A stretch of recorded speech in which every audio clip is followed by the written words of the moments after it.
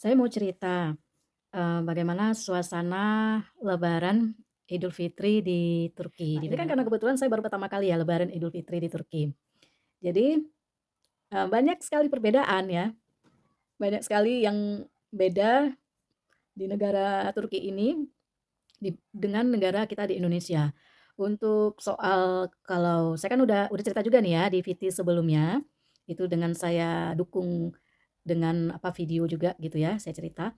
Nah, jadi ini untuk saya sebagai tambahan aja nih, gitu ya.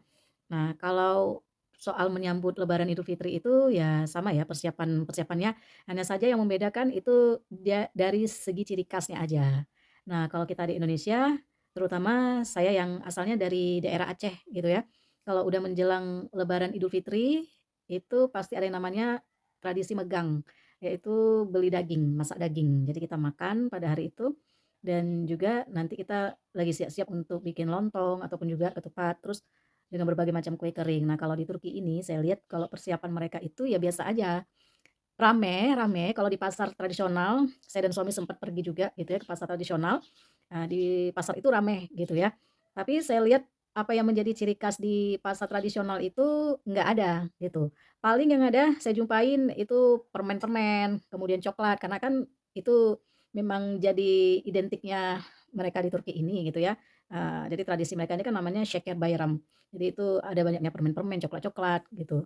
Itu aja sih yang menjadi identiknya di Turki ini, tempat pusat perbelanjaan ya ramai juga dikunjungi oleh para pengunjung gitu. Ya samalah kalau untuk persiapan untuk belanja kebutuhan ini sama, hanya saja membedakan ciri khasnya itu tadi. Nah, kemudian untuk pada saat malam, apa namanya, kalau kita di Indonesia itu kan ada yang malam takbir ya. Nah, kalau di sini, saya nggak tahu ya kalau di kota-kota lain gitu ya yang di Turki.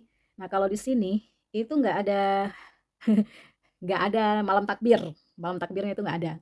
Nah terus, nanti kan kalau kita di Indonesia tuh udah sibuk tuh anak-anak ya dengan kembang apinya, dengan merconnya, dengan lilinnya, segala macam, dengan petasannya kan. Nah kalau di sini nggak ada yang gitu-gituan gitu. Dan bahkan yang diperjualkan di pasar, dimanapun saya lihat, itu nggak ada. Saya nggak tahu ya kalau di kota-kota lain, ini dari versinya saya ya, saya berbagi cerita.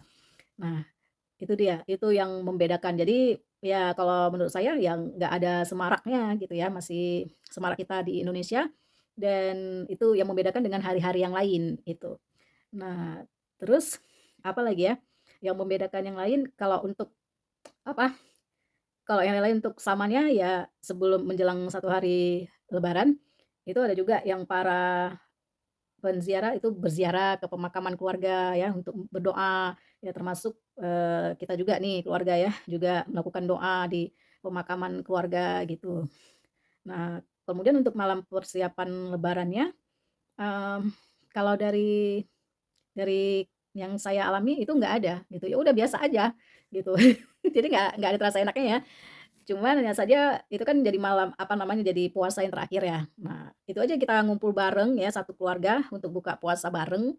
Nah, itu aja sih. Nah, terus untuk pas hari H-nya, hari lebarannya, biasanya kan kalau kita tuh udah kedengaran lah tuh yang namanya takbiran gitu kan. Kalau di sini waktu itu ada sih kedengarannya, cuman maksudnya enggak, menggaung-gaung gitu, maksudnya, sampai keterusan terus sampai nanti apa namanya, sebelum sebelum ini apa, sebelum salat Id ya, itu habis sholat subuh tuh takbir takbir takbir kan. Kalau di sini yang saya dengar ya, ini karena kebetulan kemarin tuh saya di desa mertua, jadi ada sih kedengaran menjelang yang apa namanya, orang-orang untuk sholat Idul Fitri. Nah, itu ada sekali saya dengar, tapi nggak sesemarak atau ini ya, keterusan seperti kita di Indonesia gitu.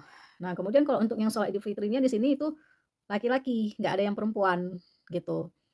Kalau kita yang perempuan, kalau di Indonesia kan ada juga perempuan ya, kalau di sini nggak ada, malah nanti mereka bingung gitu kan, kalau ada perempuan yang sholat Idul Fitri.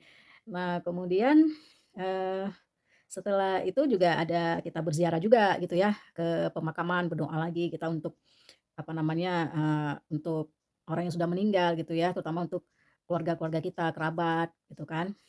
Nah, terus ini yang jadi membuat saya apa ya, jadi terkejut juga karena itu baru pertama kali saya melihat gitu ya.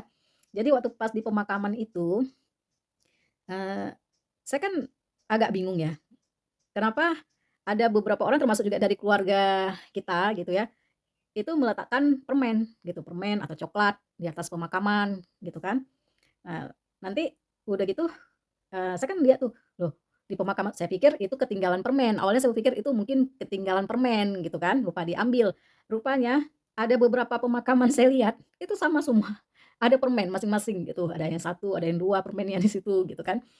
Saya juga bingung gitu kan, saya juga sempat tanya sama keponakan gitu, dia bilang saya tanya, "Pastiin apa ini udah kultur ya?" "Iya," katanya gitu, udah maksudnya udah memang seperti itulah gitu ya. Jadi nanti permennya itu, ya udah kalau kita mau ngambil, ya udah ngambil gitu kan. Jadi hanya sekedar untuk naruh aja, mungkin kayak semacam apa ya, saya nggak tahu juga, nanti saya akan tanyakan sama suami ya lebih jelasnya maksudnya itu apa ya.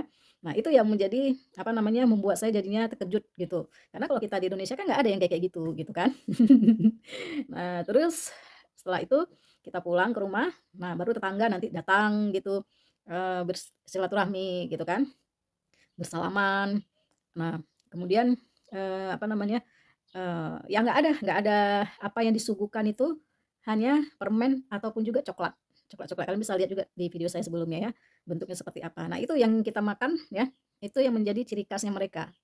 Nah, kayaknya lebih lebih meriah kita gitu ya, kita banyak segala macam kue-kue gitu kan, berapa toples dengan macam-macam beragam gitu. Nah kalau mereka enggak, terus kalau makanannya pun juga nggak ada yang ciri khas, kalau kita kan ada ketupat, ada lontong ya, kalau di sini nggak ada, itu yang saya alamin ya, gitu. Nah terus ya udah kitanya juga pergi ke rumah saudara, silaturahmi. Nah paling nah ini dia, paling selain dari apa namanya, permen atau coklat, ada juga apa, lokum, lokum nama mereka. Itu semacam makanan kayak dodol gitu.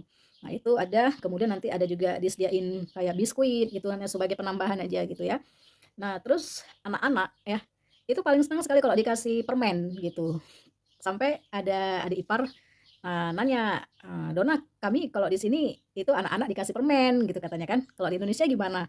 Saya bilang, "Kok anak-anak dikasih uang?" Saya bilang gitu. Kan memang iya ya, anak-anak kan senang kalau kita di Indonesia kan uang yang diharapkan kan, angpau.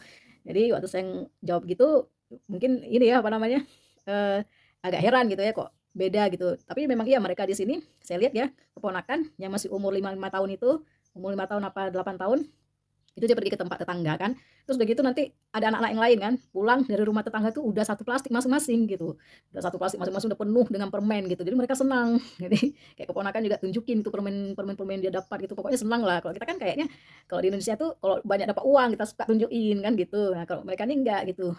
Kalau uang ada juga dikasihnya, kayak bibi juga ngasih uang ke apa, ke anak adik ipar ya.